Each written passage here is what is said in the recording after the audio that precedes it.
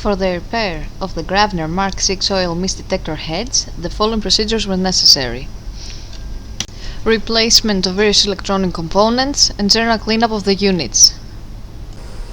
For testing, the heads are connected to the oil mist detector unit, and then we simulate the oil mist with some smoke detector spray sprayed on the head's path.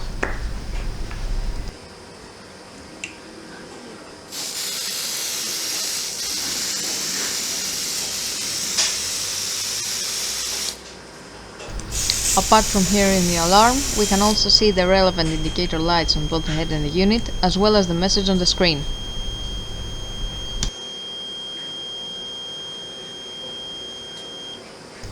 The same process is repeated for the second head.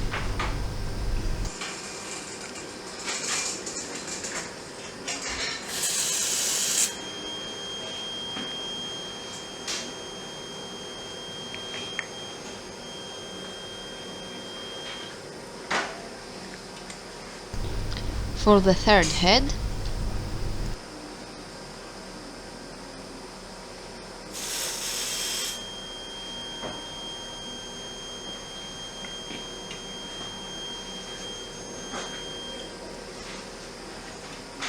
and as well as the fourth.